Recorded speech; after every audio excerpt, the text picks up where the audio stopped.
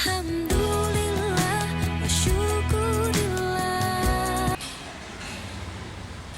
A'udzu billahi minasyaitonir rajim. Bismillahirrahmanirrahim. Assalamualaikum warahmatullahi wabarakatuh. Alhamdulillahirabbil alamin. Wal 'aqibatu lil muttaqin wa la haula wa la quwwata illa billahil 'aliyyil 'azim. Asyhadu an la ilaha illallah wahdahu la syarika lah wa asyhadu anna Muhammadan 'abduhu wa rasuluhu la nabiyya wa la rasula ba'dah.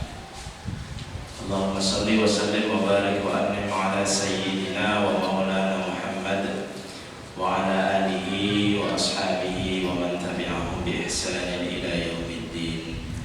Amma ba'du. Alhamdulillah wa dimuliakan Allah Subhanahu wa taala. Panggih maneh. Alhamdulillah sudah dua pertemuan. Mohon maaf ya. Yang pertama dulu karena pas ada acara terus saya pengen pindah dari Senin dan acara pas dan akhirnya mau Kamis rencananya pun nah kok dinten Kamisnya saya diuji Allah dengan sakit ngedrop loh. Dan ternyata kok berlanjut subhanallah. Sabtu nih sampun tadi saya Ahad aktivitas, nah siangnya pun ngedrop nih subhanallah sampai berulang 3 kali seperti itu. Alhamdulillah kemarin sudah sampai cek darah, tapi alhamdulillah buatan terus nopo-nopo terus lagi istirahat mau kurang lebih 1 pekan kemarin.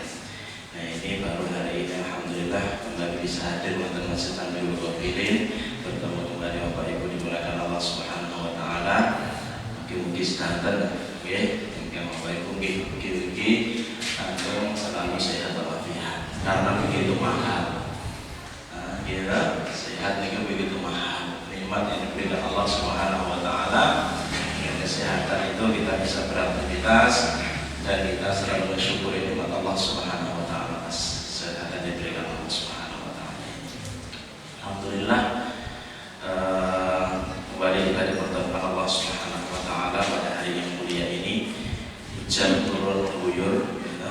Allahumma shayyiban nafi'ah. Ya Allah berikan hujan yang bermanfaat. Berikan hujan kepada kami, berikan manfaat kepada kita semuanya. Nah, ini saja ibu-ibu nanti kurang lagi. Ya lagi Jawa apa? Oh Jawa ya mungkin. Alhamdulillah nopo-nopo nggih. Alhamdulillah kita yang hadir di sini insyaallah ataupun yang belum hadir di rumah insyaallah semoga semuanya selalu diberikan rahmat oleh Allah Subhanahu wa taala dan istiqomah oleh Allah Subhanahu wa taala dan kelak kita digolongkan Allah menjadi ahli surga Allah Subhanahu wa taala. Amin ya rabbal alamin. Alhamdulillah kajian akan mulai. Terakhir kita membahas tentang tafsir. Penting kita mengkaji tafsir ini. Mengapa kok kita salah satu kajian kita yang kita rutinkan di sini adalah tafsir agar kita terus menambah keimanan kita kepada Allah Subhanahu wa taala melalui ayat-ayat Allah Subhanahu wa taala. Agar ayat yang kita baca, ayat yang kita dengar di sholat-sholat kita, di tilawah kita, kita bisa lebih memahami makna dari ayat yang kita baca, menambah keimanan kita, menambah ilmu kita, dan syukur-syukurnya tentu adalah amal kita. Dan terus ujung-ujungnya adalah dengan ilmu itu kita bisa beramal sesuai apa yang diperintahkan oleh Allah Subhanahu wa taala. Terakhir kita sampai pada surat An-Nasr ya. Belajar Nasrullah kita sudah selesai alhamdulillah. Dan hari ini kita masuk surat setelahnya kita masuk surat setelahnya yaitu surat Al-Kafirun. Ini surat Al-Kafirun. Ini surat yang juga begitu penting, surat yang diturunkan Allah Subhanahu wa taala. Tapi sebelum masuk surat ini mungkin perlu kita ketahui tentang beberapa hal tentang surat Al-Kafirun ini. Di dalam banyak hadis Nabi SAW menjelaskan atau beliau sendiri sering membaca surat Al-Kafirun ini dalam surat-surat beliau. satunya di sholat sunnah setelah tawaf, gitu. Kan kalau kita umroh atau haji, tawaf 7 kali selesai, kemudian disunahkan sholat 2 rakaat di belakang makam Ibrahim. Itu salah satu sholat sunnah. Dan beliau di sana membaca 2 rakaat itu masing-masing setengah surat Qul ya ayyuhal kafirun, dan rakaat keduanya surat Qul huwallahu ahad.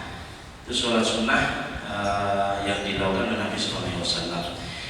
Juga beliau merutinkan mendawamkan sholat sunnah qobliyah subuh, atau kita namakan sholat fajar. Setelah adzan ya Allahu Akbar selesai, sebelum iqamah nah sholatnya teng pundi Mas? Menawi ngandak teng dalam wonten dalam mboten apa-apa, atau tidak ke masjid dulu sholat di masjid. Ada yang bertanya, loh terus tahiyatul masjid gimana? Nah, kalau pas kita masuk masjid, Pak, kita masuk masjid, gitu. Kemudian di sana kita memang belum sholat sunnah fajar, kita meniatkan sholat sunnah 2 rakaat, sholat sunnah fajar, sholat sunnah qobliyah itu. Dengan 2 rakaat sholat sunnah qobliyah itu sudah masuk sholat tahiyatul masjid. Ngerti nggih? Karena sholat tahiyatul masjid yang penting bagaimana kita sholat 2 rakaat itu sebelum kita duduk. Terus boleh tidak harus 2 kali. Tapi kalau mau 2 kali pun gitu menopot. Tapi kalau kita sholat 2 rakaat sebelum subuh, ya, itu sudah terhitung kalau ke masjid sholat tahiyatul masjid. Dan ini sholat sunnah yang sangat dianjurkan oleh Rasulullah SAW. Beliau itu selalu menjaga. Bahkan sholat sunnah yang beliau tidak tinggalkan, baik dalam hadir itu buatan safar dan beliau dalam, maupun pada saat safar. Maka Rasulullah SAW yadang rahmatil fajri. Rasulullah bukan pernah meninggalkan 2 sholat sunnah rakaat, sholat sunnah fajar. Sunnah pas fajar. Pas fajar yang di sini namanya sholat sunnah fajar. Gitu. Itu kapan? Setelah ada sebelum sholat wajib, sholat subuh 2 rakaat. Rakaat fajri 2 rakaat fajar khairun minad dunya wa ma fiha. Lebih baik dari dunia dan seisinya. Subhanallah. Dan Nabi selalu menjaga 2 rakaat ini. Nah, bacaan yang dibaca Nabi dalam 2 rakaat ini di salah satunya di surat Al-Kafirun. Allahu Akbar. Alhamdulillahirabbil alamin waladhdallin. Selesai surat Al-Fatihah, baca Qul ya ayyuhal kafirun. Rakaat kedua ghairil maghdubi alaihim waladhdallin. Amin. Terus bismillahirrahmanirrahim. Qul huwallahu ahad. Biasanya kata pasangan ya, Al-Kafirun sama Al-Ikhlas, Qul huwallahu ahad. Itu yang biasa beliau baca dalam sholat-sholat sunnah beliau Rasulullah Muhammad sallallahu alaihi wasallam. Oke, termasuk dalam satu hadis sebutkan Rasulullah ajarkan kepadaku suatu surat yang bisa aku baca saat akan tidur. Termasuk sebelum tidur juga disunahkan. Salah satunya membaca selain 3 kul, triple kul, napa triple kul itu? Kulhu, kulau birabbil falaq, kulau birabbin nas. 3 surat paling favorit gitu. Semuanya. Itu juga disunahkan. Ya, 3 itu. Atau mau ditambah juga termasuk dalam hadis dijelaskan, bacalah sebelum tidur qul ya ayyuhal kafirun, karena sesungguhnya ia jaminan terbebas dari kesyirikan kata Nabi sallallahu alaihi wasallam. Karena ini nanti membahas tentang tauhid, surat Al-Kafirun. Itu terkait tentang sunnah-sunnah pembacaan surat Al-Kafirun, baik di surat-surat maupun di sebelum tidur itu tadi. Baik, kita masuk pada surat Al-Kafirun tentang sebelum masuk di ayat yang pertama, perlu kita mengetahui terlebih dahulu apa yang dinamakan asbabun nuzul. Istilahnya pun dalam ilmu tafsir ada bagian ilmu tafsir itu namanya asbabun nuzul. Apa asbabun nuzul? Sebab turun surat atau ayat. Asbab itu jamak dari sabab, sebab. Nuzul itu apa? Turun. Atau sebab turunnya ayat atau surat itu ada. Apa sebabnya? Kalau hadis Nabi Shallallahu Alaihi Wasallam, Nabi bersabda, itu kadang ada sebabnya. Itu namanya asbabul wurud. Dan ini nggih, asbabul wurud. Oh, Kanjeng Nabi ngendika ngeten, enten sebabipun. Karena ditanya oleh sahabat misalnya, pernah sahabat bertanya, ya Rasulullah, mata sa'ah, wahai Nabi Shallallahu Alaihi Wasallam, kapan kiamat niku? Sahabat enten sing karo to niku, Pak. Jawaban Nabi simpel, mata saat kapan kiamat? Mami Mama Loren 2012 ada belum sedo ngololas untuk sedo kiamat atas berita berfilm orang barat dan subhanallah. Tidak ada orang yang mengetahui tentang perkara yang gaib. Nabi saat ditanya, ya Rasulullah, mata saat kapan kiamat itu terjadi? Sebab urutnya hadis, kemudian apa jawab Nabi Shallallahu Alaihi Wasallam? Mada adat talaha. Dijawab dengan beliau dengan pertanyaan balik, wahai saudaraku, kau tanya kapan kiamat terjadi? Mada adat talaha. Apa yang engkau persiapkan untuk menghadapi hari kiamat itu? Wis rasa bingung-bingung mikir ke kapan kapan kiamat, tetapi yang lebih penting dari itu adalah apa yang kita persiapkan untuk hari kiamat. Itu jawaban itu asbabul wurud. Nah di Quran itu ada istilah itu apa? Asbabul nuzul. Surat Al-Kafirun ini ya, berawal dari orang-orang kafir. Nah orang-orang kafir ini nanti saya jelaskan, jangan sampai kita sensi. Ada kemarin sempat rame nyebut non muslim orang sanggup kafir, kasar banget, bilang mau pembuatan gitu. Nah ini sudah nas Allah ya. Masa kul ya ayuhan non muslim. Apa ngoten kan boten ya kul ya ayuhal kafirun.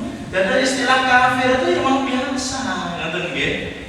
Ya boleh menyebut mereka orang muslim, tapi memang istilah yang bahkan dipakai oleh Allah Subhanahu wa taala adalah istilah kafir. Sebenarnya istilah kafir itu boten kok ngelek-ngelek. Kafir itu apa sih artinya? Dari kata kafaro. Kafar itu sataro. Sataro itu menutup. Menutup maksudnya apa? Orang kafir itu menutup dirinya dari hidayah Allah Subhanahu wa taala. Masih orang yang masih menutup dirinya dari keimanan. Ngoten nggih. Oh ya wahai orang kafir itu, kalau kita nyebut orang kafir, jadi mereka saat ini masih tertutup artinya. Itu kan yang jauh lebih lembut daripada disebut domba-domba yang tersesat.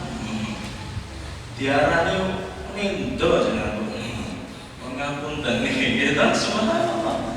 Orang Yahudi yang lebih parah lagi, subhanallah, dengan sebutan-sebutan orang yang itu. Tapi orang Islam menyebutnya memang orang yang belum beriman dan tidak beriman kepada Allah Subhanahu wa taala sebagai sebutan orang kafir.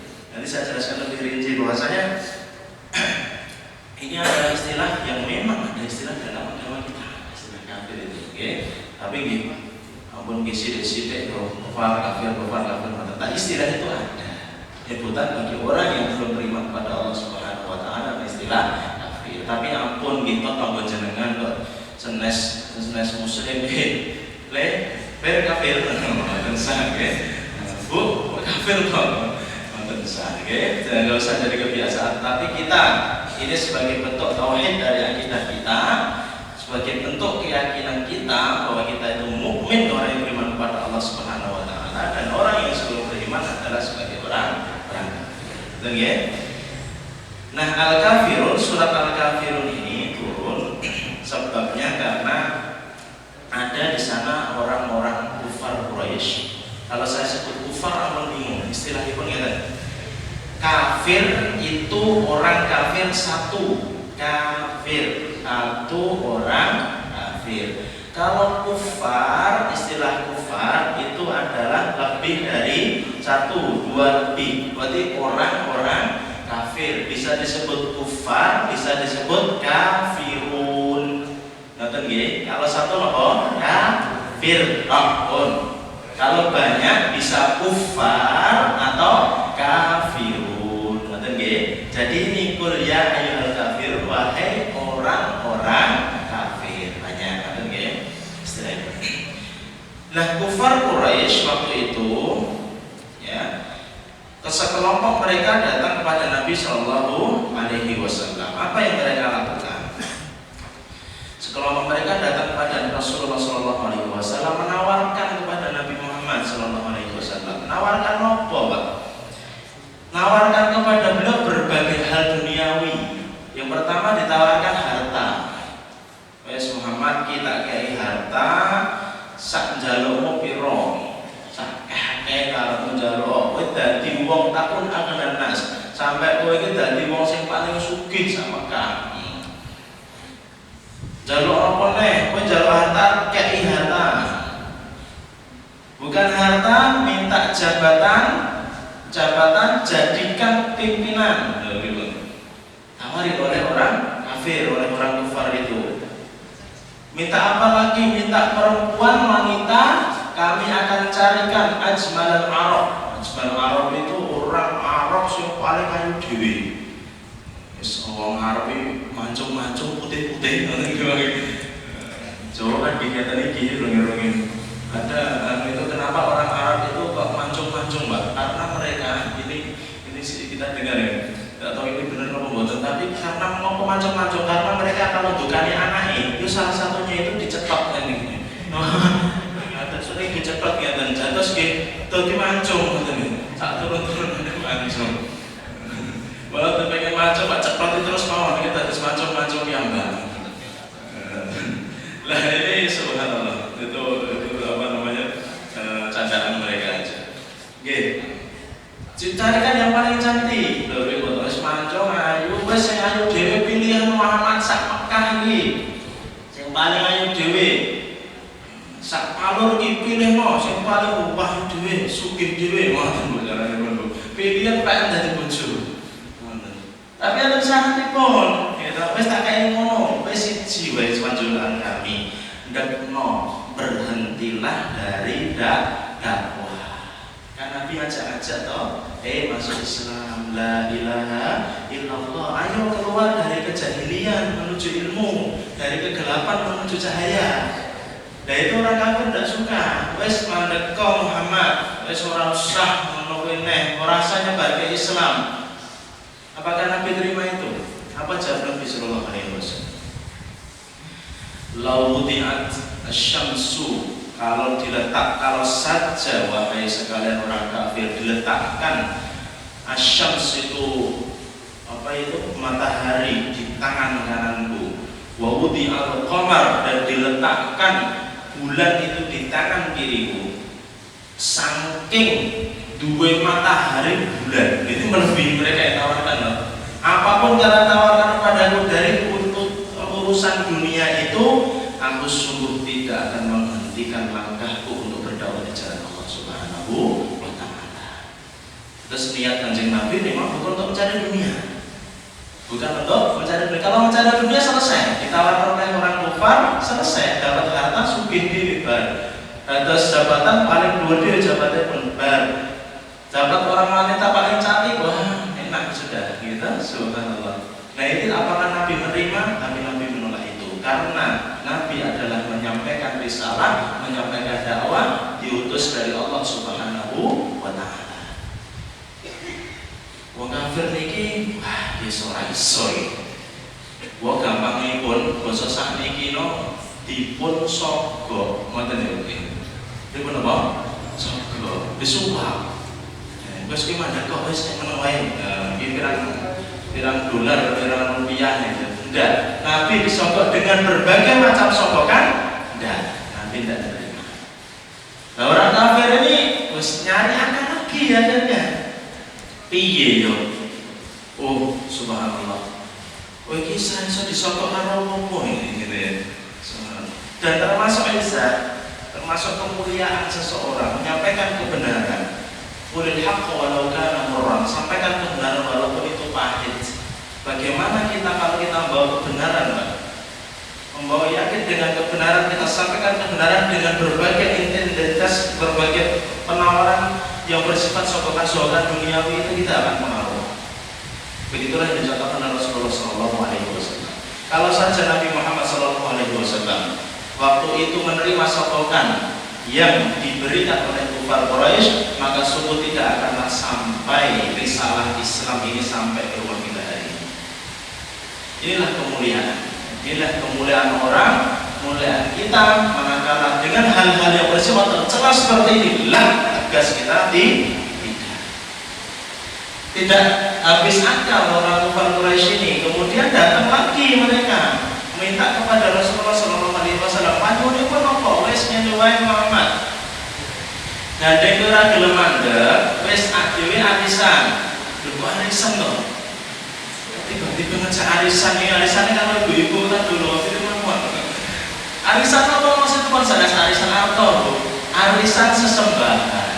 Arisan sesembahan ini pripun Muhammad? Wis rasa ngono wae. Dina iki hari ini kami menyembah Tuhanmu. Yes, gitu. Hari ini kami menyembah Tuhanmu. Besok gantian kamu menyembah Tuhan kami. Riwayat yang menyebutkan riwayat yang lain. Wes Muhammad Rasulullah setahun. Tahun ini 2020 misalnya 2020 oh nyembah Tuhan kami berhala. Lalu 2021 gantinya. Kan arisan tuh ibu. Ngajak arisan subhanallah. Tapi arisan tuh nyembah subhanallah. Gantian wes. Hari ini gantian kami menyembah ben adil. Itu kan kalau sekilas kan adil. Kalau sekilas kita pakai logika, terus adil. Ya wes gantian apa baru toh. Setino, sepekan, sebulan, setahun. Sekilas kan adil. Sekilas ini kalau dalam bahasa Jawa ini pun itu win-win solution. Apa win-win solution? Solusi aku deh. Apa ini bahasa Inggris? Deal-dealan wae deh. Penake piye ngono nggih. Kok penake piye ngono subhanallah. Lah ini kemudian karena sebab ini ya, karena ini ajakan untuk menyebutkan Allah Subhanahu wa taala. Karena orang-orang Quraisy yang mengajak tadi menyembah bergantian, tidak bisa. Kalau urusan akidah, turunlah ayat Allah Subhanahu wa taala. Sebelumnya turun juga di surat Az-Zumar. Qul aghairallahi ta'muruni a'budu ayyuhal jahilun. Katakanlah wahai Muhammad, apakah selain Allah Subhanahu wa taala kalian memerintahkan kepadaku? Apakah kalian memerintahkan kepadaku menyembah selain Allah Subhanahu wa taala? Ayyuhal jahil, wahai orang-orang yang jahil. Katakan pada mereka seperti itu. Ini orang yang jahil mereka itu. Apakah justru memerintahku untuk menyembah selain Allah Subhanahu wa taala? Oh, tidak bisa. Gitu tidak bisa. Dan juga turunlah surat Al-Kafirun ini penegasan jawaban dari Allah Subhanahu wa taala, "Qul ya ayyuhal kafirun la a'budu ma ta'budun wa la antum 'abiduna ma a'budu." Tegas dalam urusan akidah, tegas dalam urusan tauhid, tegas dalam urusan keyakinan. Qul ya ayyuhal kafirun, katakanlah wahai orang-orang kafir, la a'budu ma ta'budun, aku tidak menyembah apa yang kalian sembah, wala antum 'abiduna ma a'bud, dan juga kalian tidak menyembah apa yang kami sembah. Oke, monggo itu sudah masuk, kita bersama-sama dulu ya membaca surat Al-Kafirun ini. Monggo ya, bersama-sama kita mulai. Kalau sudah masuk di surat Al-Kafirun dari a'udzubillah terus basmalah terus kita baca bersama-sama. Monggo 1, 2, 3 bismillah. A'udzu billahi minasy syaithanir rajim. Bismillahirrahmanirrahim. Qul ya ayyuhal kafirun la a'budu ma ta'budun wa la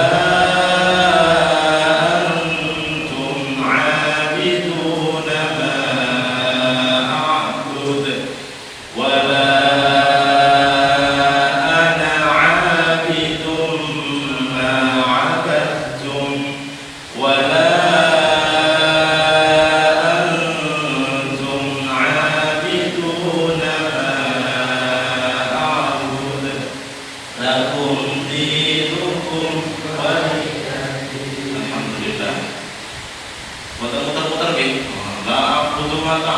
wala antum abiduna ma a'bud wala ana abidu kabar-kabar 10 menit terus kan ya. Karena mirip-mirip ayat pun Pak. Terus mboten aku sok ngantuk apa kabar-kabar al-kafirun.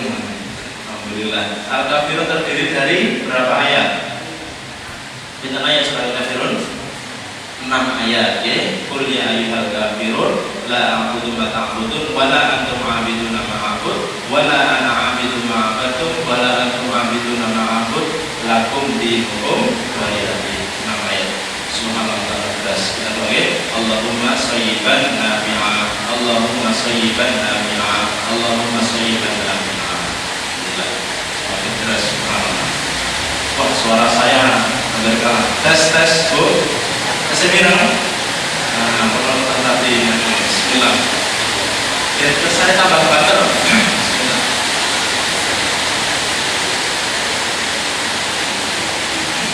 Sajak kalau nanti banter soalnya dalam surat Al-Kafirun. Bismillah. Kalau kurang dengar dikasih apa-apa gitu ya. Kata dia, Mas kira banter kata dia. Nah, bismillah. Ya, qul ya ayyuhal kafirun. Ayat ini turun atas jawaban Allah kepada orang-orang kafir tadi yang meminta kepada Nabi Muhammad untuk menyembah selain Allah Subhanahu wa taala. Allah turunkan kul itu apa?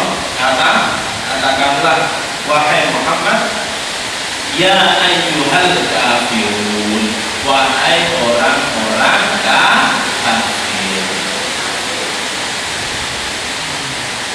Loh, ini kenapa kok kafirun gitu ya? Kok lafadznya kul ya ayyuhal kafirun? Kita dengar bahwasanya Rasulullah katanya orang yang lemah lembut, betul ya? Rasulullah lemah lembut, loh betul. Kanjeng Nabi Muhammad SAW itu adalah seorang yang mempunyai akhlak yang mulia, yang lemah lembut. Fabima rahmatin minallahi lintalahum, karena sebab rahmat Allah Subhanahu wa taala dan engkau wahai Muhammad bersikap lemah lembut kepada mereka. Walaupun tafadhal ghalidul qalbi anfaqtu min hawlihi. Nabi itu sifatnya lemah lembut. Kalau saja Nabi itu keras hati beliau, maka orang-orang di sekitarnya akan lari dari Rasulullah SAW. Begitu lembut hati Nabi Muhammad SAW itu. Ya, kita mengetahui. Dan di sini kita bedakan mana lemah lembut yang dicontohkan oleh Rasulullah SAW dalam kepada umatnya, dan mana dan kapan beliau bersifat tegas. Ini yang perlu dibedakan. Dalam banyak kasus, dalam banyak hal, suatu hari pada suatu kala, kok berkisah ini, enten tiang saking pedalaman, namanya Arab Badui, cara mereka itu Arabi, Arab Badui. Cara mereka ini tiang desa pelosok. Tiang desa pelosok belum terlalu mengetahui tentang Islam. Tiba-tiba masuk ke Masjid Nabawi dan bayangin mawon ketika ada orang desa gitu, pakaiannya agak lusuh gitu, terus reget lambine sebutan nano melebet Masjid Nabawi Ghafilin nuwun kapunten ten pojok tiba-tiba nuwun sewu cur itu apa? Pipis kita pripun ora cetol tenan. Woi, ngoten lho. Waktu itu juga terjadi seperti itu di Masjid Nabawi. Datang Arab Badui, Arabi ke Masjid Nabawi. Sahabat waktu itu pada kumpul. Kok tiba-tiba curug pengahiran. Mau sahabat mau berdiri semuanya kira tadi maksud mau dipukul, keaduan dia terpukul sampai mereka mau memukul orang Arab Badui itu. Apa yang dilakukan Rasulullah SAW? Ya sahabat ampun, aja biarkan, nanti sudah sahabat waktu itu marah semuanya. Masjid Nabawi tinggi, tipis. Padahal tempat sholat masjidnya Nabi SAW. Biarkan,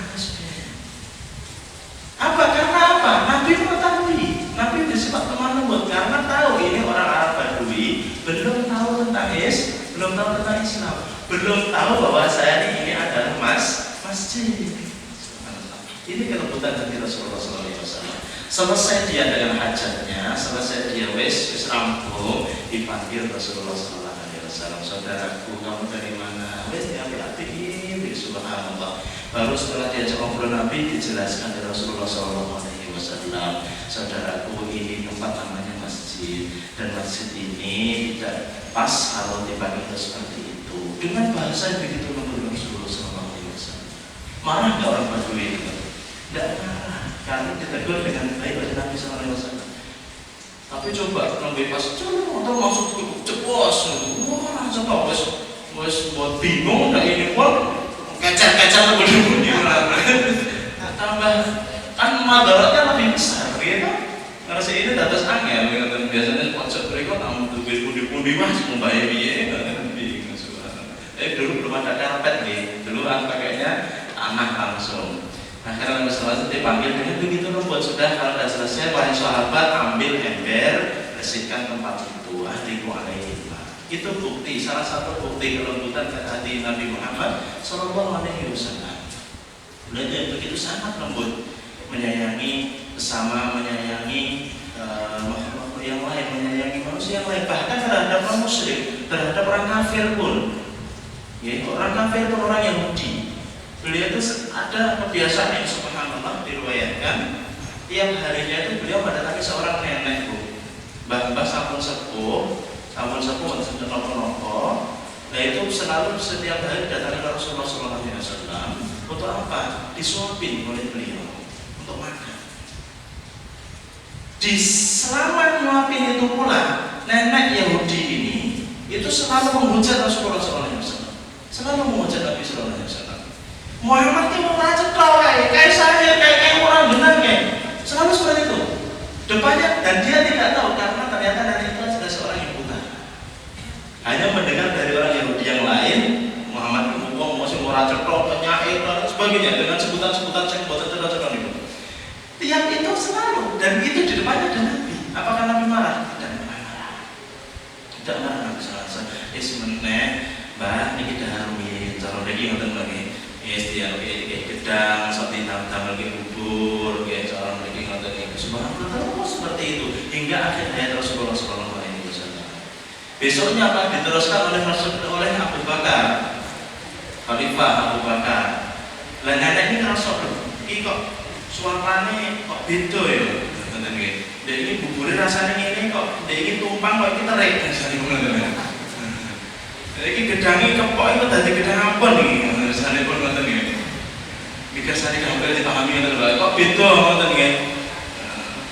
Kok beda ini apa? Kok siapa? Saya Abu Bakar nek. Loh kemarin yang nyuapin aku bukan kamu. Iya. Lah kemarin siapa? Nek, Mbah, yang kalau ngising biasa nyuapin jenengan itu Kanjeng Nabi Muhammad sallallahu alaihi wasallam.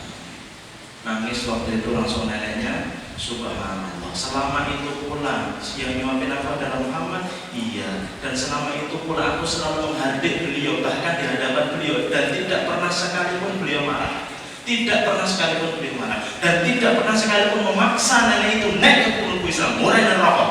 Tidak pernah sekalipun kata-kata kasar muncul kepada Rasulullah SAW. Baru tahu sepeninggal Nabi Muhammad SAW, dan di hari itu juga asyhadu an la ilaha illallah wa asyhadu anna Muhammadar Rasulullah. Dikarenakan apa? Kelembutan hati Rasulullah SAW. Nanti nih, kalau kita berbicara tentang kelembutan hati, Nabi itu contoh yang paling lembut hati beliau, paling rahmat hati beliau. Bahkan dengan anak-anak kecil, nanti Nabi itu sholat, sujudnya dan, sholat sujudnya dan. Atau sahabat ini gatel lagi lagi Allahu Akbar sujud itu suwi meneh bablas apa piye ngoten. Dalam hati mereka bertanya-tanya. Setelah sholat, Assalamualaikum warahmatullahi wabarakatuh, mereka bertanya-tanya. Mau sujudnya lama? Jeng Nabi ada yang bertanya, kenapa Nabi tadi lama sujudnya?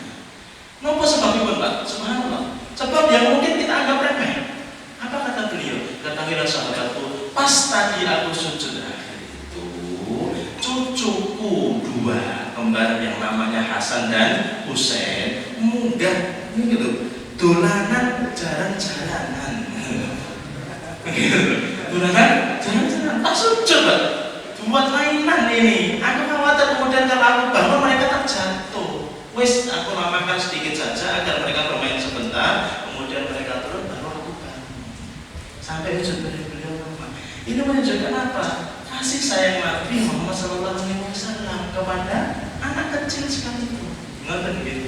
Jadi beliau itu kalau secara kasih sayang subhanallah begitu menyayangi, baik anak kecil paling kecil sampai yang bak-bak itu, wow, baik orang muslim maupun orang kafir sekalipun. Itu kalau kita lihat akhlak beliau itu. Makanya beliau itu disifatkan oleh Ibunda Aisyah radhiyallahu anha, Rasulullah itu sebagaimana Quran yang berjalan.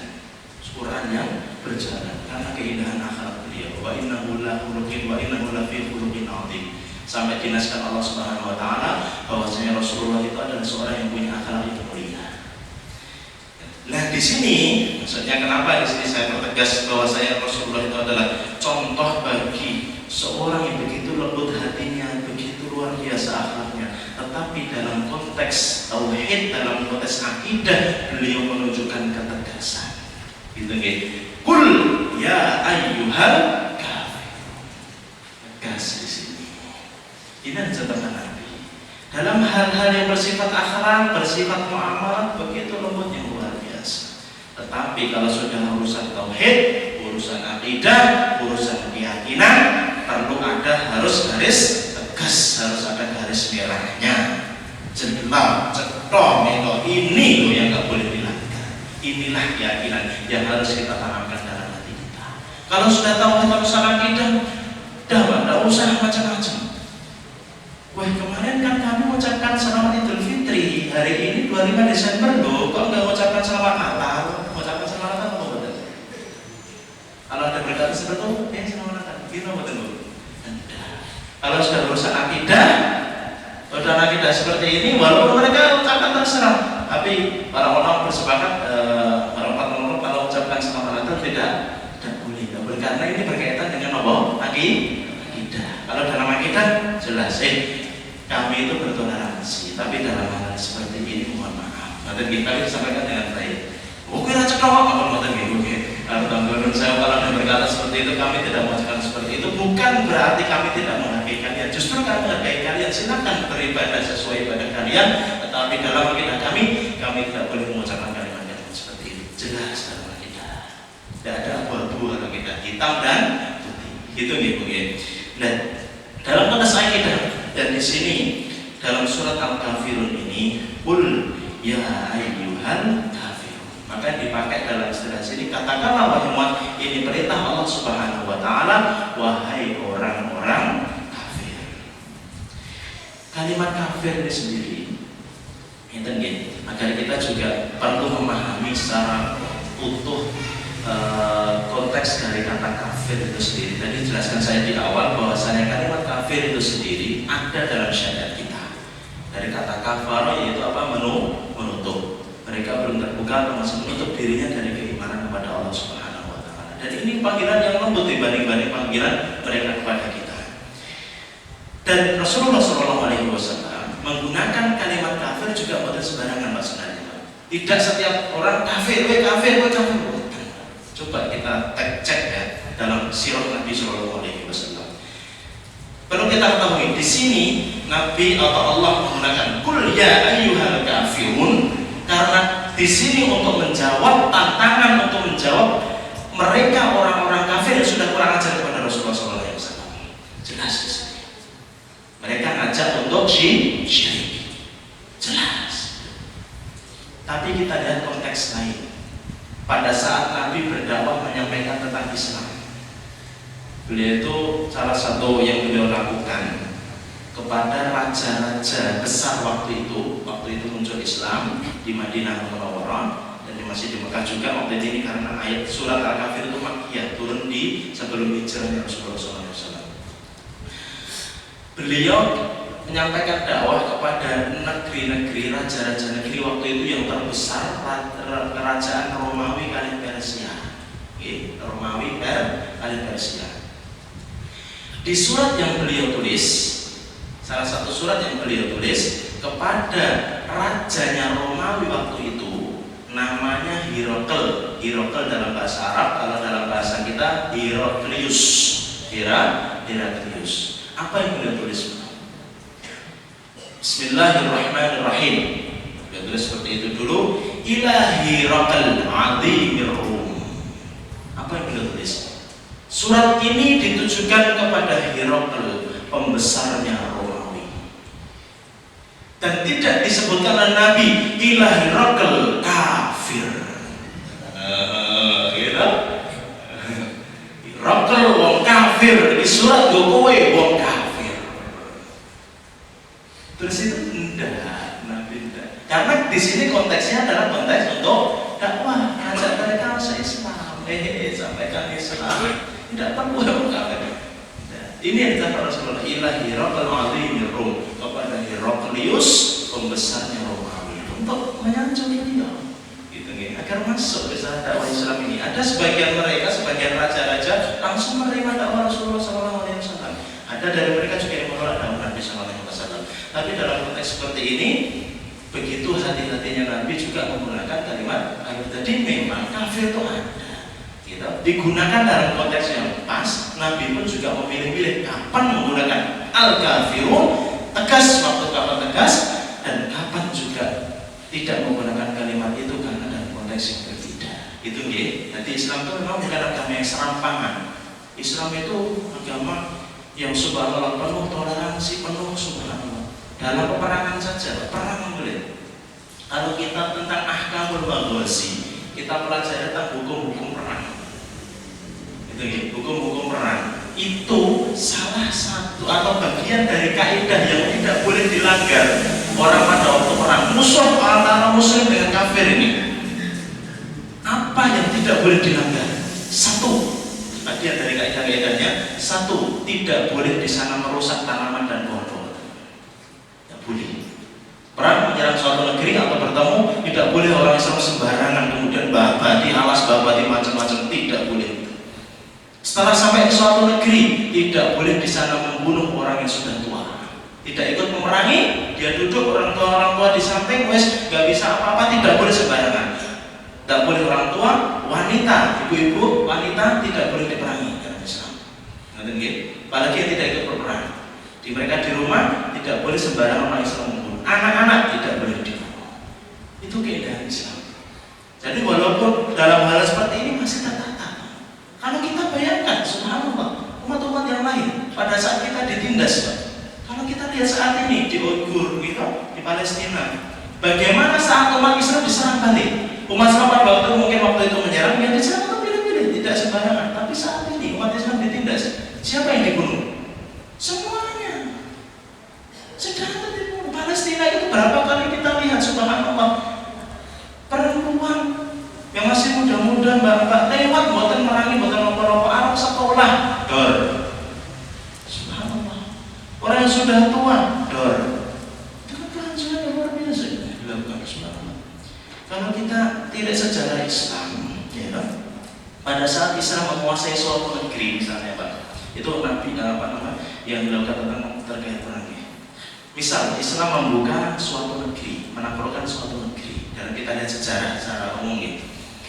Salah satu yang dilakukan oleh Sultan Muhammad Al-Fatih. Tadi bilang Sultan Muhammad Al-Fatih. Beliau adalah pahlawan Islam yang membuka atau menaklukkan kota Konstantinopel. Konstantinopel waktu itu dikuasai oleh Romawi, Bizantium. Dan kemudian oleh Muhammad Al-Fatih dengan begitu gagah berani, begitu luar biasa pasukannya, berhasil ditaklukkan kota Romawi itu. Konstantinopel itu, ibu kota Romawi waktu itu. Waktu itu beliau masuk kemudian membuka gerbang Konstantinopel. Dibukalah di sana ada Hagia Sophia. Sekarang di Turki, saat ini kita Turki, itu Hagia Sophia. Hagia Sophia itu deh, gitu. Hagia Sophia yang masya Allah bangunan begitu indah. Dulunya gereja tuh.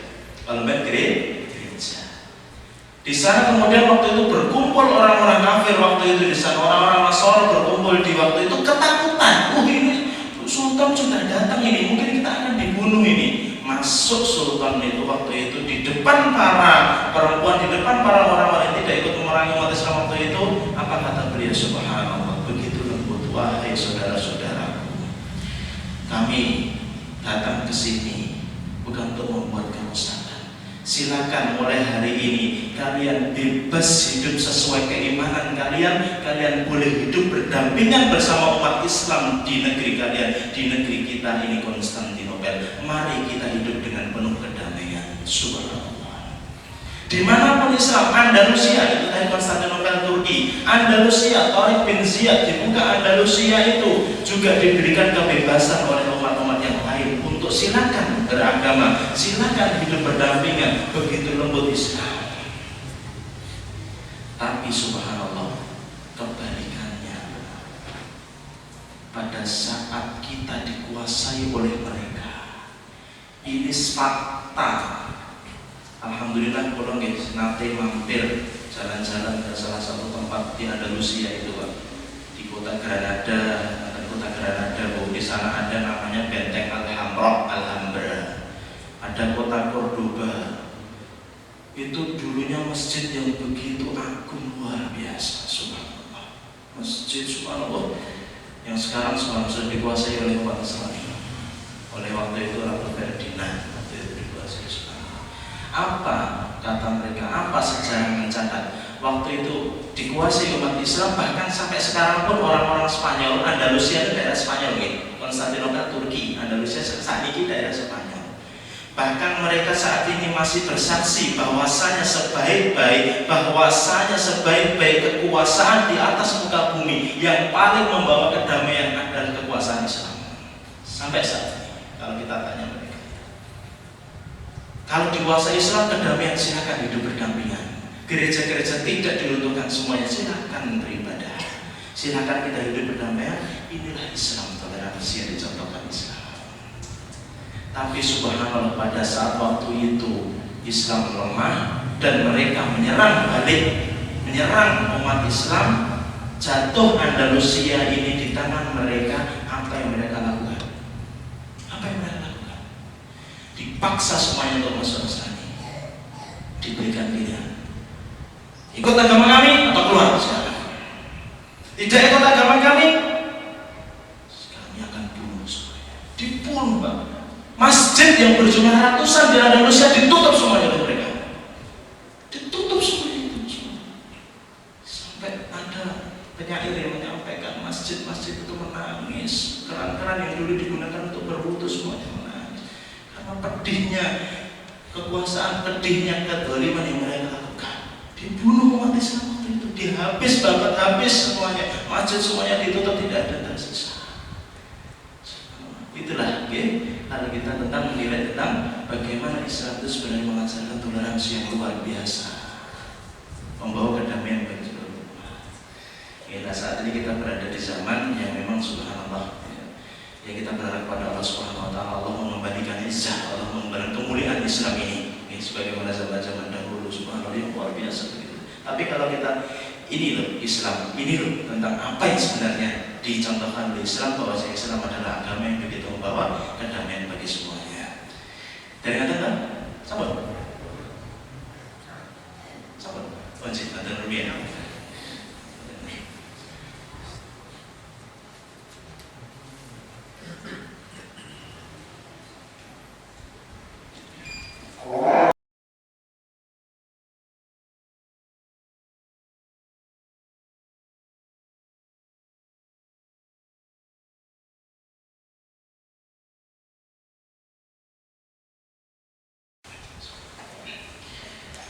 Dan teruskan dulu ya sampai akhir kuliah kita.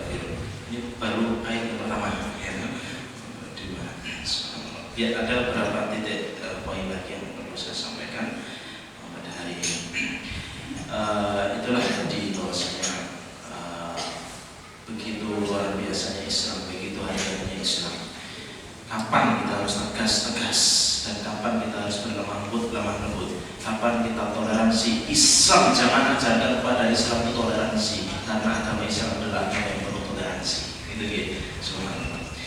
tentang kafir itu sendiri, ini sebagai untuk bahasan yang terakhir nanti. Kul ya ayyuhal kafirun, karena konteks kita masih tentang kalimat kafir, orang kafir. Perlu kita ketahui bahwa itu dimulakan Allah Subhanahu wa taala. Islam ini dengan begitu luar biasanya risalah yang dibawa Islam ini, walaupun kafir sekalipun memang tidak bisa serampangan kemudian dan juga kita sama ratakan setiap orang yang tidak muslim, kafir yang harus diperangi harus dibunuh. Islam sudah sangat mengatur, membedakan bermacam-macam orang kafir itu, bermacam-macam orang kafir itu. Ada orang menjelaskan di sana kafir itu bermacam-macam. Ada satu kafir itu, tidak semuanya memang semuanya mesti diperang, mesti tidak. Ada istilah di sana kafir dhimmi. Pertama kafir dhimmi. Maksudnya kafir dhimmi itu adalah orang kafir yang hidup di negeri umat Islam atau di sekitar negeri umat Islam. Mereka hidup dengan agama mereka, tetapi mereka bayar jizyah. Jizyah itu semacam pajak, semacam hal yang diwajibkan untuk membayar kepada negeri Islam yang waktu itu. Jadi mereka hidup, silakan hidup, tapi mereka membayar jizyah, membayar harta sekian yang harus dibayarkan setiap tahun. Itu namanya kafir dhimmi, yang mereka hidup berdampingan dengan umat Islam dan tidak boleh dibunuh, tidak boleh diperangi, tidak boleh dimusuhi. Ada di sana nanti istilahnya kafir mu'ahad. Kafir mu'ahad adalah kafir yang terikat perjanjian dengan umat Islam. Terus sebagaimana dilakukan misal di perjanjian Al-Hudaybiyah. Waktu itu zaman Nabi SAW pernah mengajarkan perjanjian Al-Hudaybiyah antara umat Islam dengan kufar Quraisy. Bahwa saya di sana tidak boleh ada peperangan, tidak boleh ada yang memerangi, tidak boleh ada yang saling menyerang satu sama lain. Ini ada perjanjian khusus. Dan juga apa yang dilakukan Nabi SAW dengan orang Yahudi di Madinah. Datang Nabi SAW hijrah dari Makkah ke Madinah. Di sana ada kelompok orang Yahudi di Madinah itu, dan hidup berdampingan dan saling mengikat perjanjian untuk tidak saling menyerang, untuk tidak. Ini kafir mu'ahad, terikat perjanjian. Yang ketiga dan namanya istilah kafir musta'man. Apa kafir musta'man itu? Orang kafir yang dijamin keamanannya oleh negeri Islam. Zaman saat ini, misal ada orang Amerika, orang mana masuk sini orang kafir, tetapi dia masuk dengan baik-baik. Kalau saat ini nggak visa, misalnya dia masuk dengan baik-baik. Ini namanya kafir musta'man. Musta'man itu dijamin keamanannya. Tiga kafir ini tadi, baik dhimmi, mu'ahad atau musta'man, tidak boleh sama sekali untuk dimusuhi, tidak boleh untuk dibunuh, tidak boleh untuk dianiaya. Bahkan ada hadis Nabi SAW, barang siapa berani yang membunuh kafir mu'ahad, lam yarih raihatal jannah. Siapa yang berani membunuh orang kafir, musuh orang kafir mu'ahad, yang terikat perjanjian dengan umat Islam, terikat perjanjian dengan negeri Islam, maka sungguh tidak akan orang itu mencium bau surga. Padahal bau surga sudah bisa dicium dari jarak 40 tahun perjalanan. Ancaman Nabi SAW kepada orang yang berani memusuhi orang kafir, walaupun orang kafir, tetapi orang kafir yang baik-baik yang terikat perjanjian dengan umat Islam. Ini yang membedakan. Jadi bukan serampangan semuanya orang kafir pasti dimusuhi, semua orang kafir pasti jahat, semua orang kafir tidak bisa disamaratakan.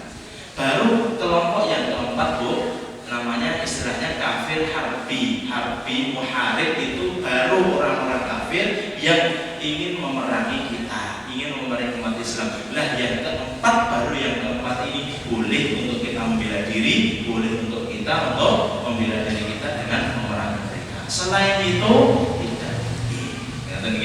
Nah ini yang boleh kita ketahui tentang Islam pun membeda-bedakan antara kafir itu sendiri. Jadi tidak digeneralisir.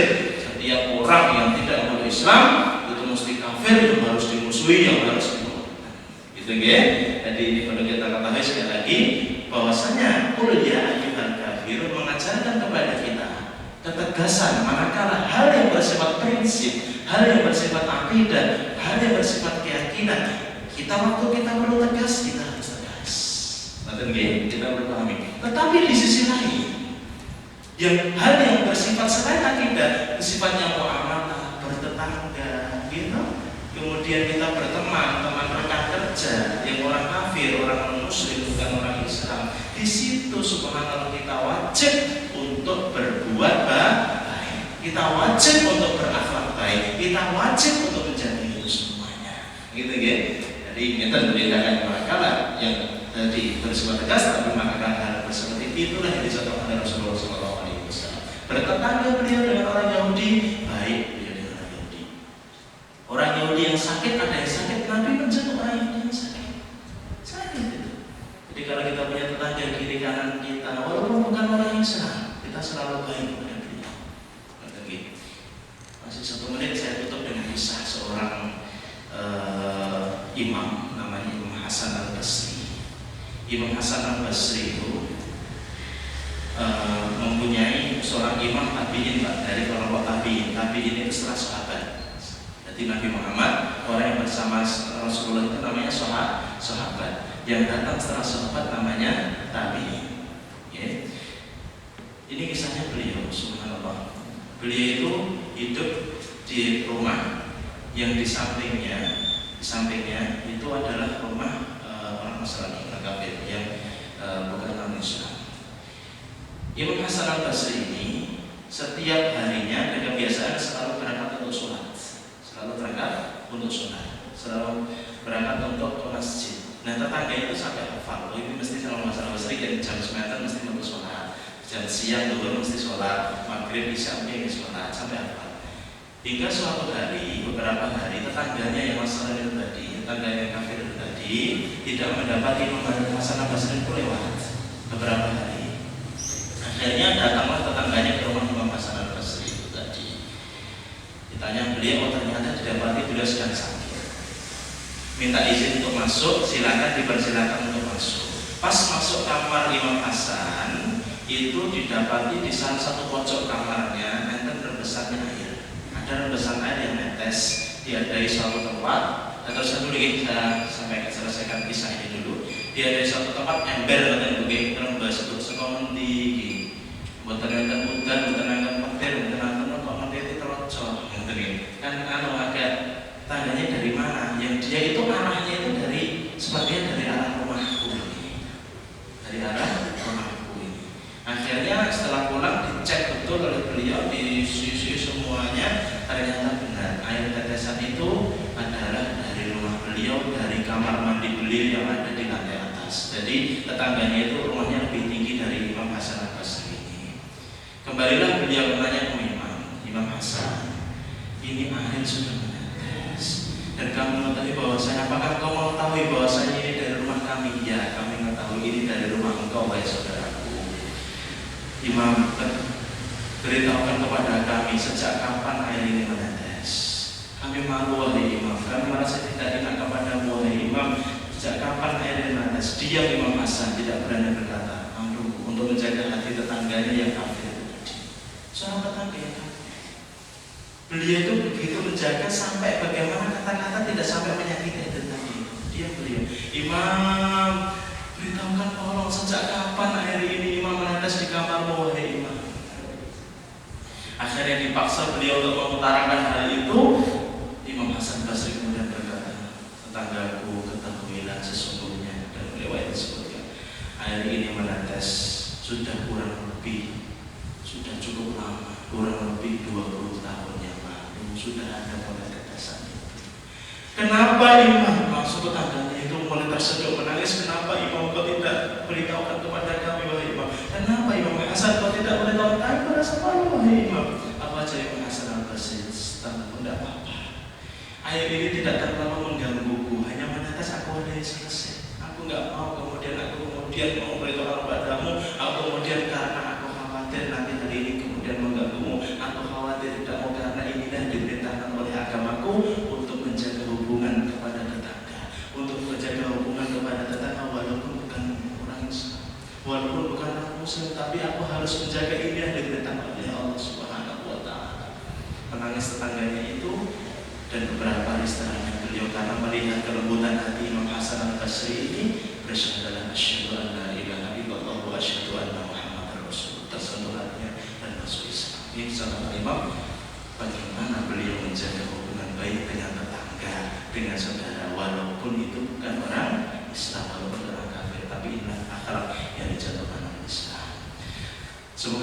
ya, subhanakallah wa bihamdika asyhadu an la ilaha illa anta astaghfiruka wa atubu ilaik. Alhamdulillah. Kita ucapkan alhamdulillah bersama-sama. Alhamdulillahirabbil alamin. Wa bihamdihi. Wassalamualaikum warahmatullahi wabarakatuh.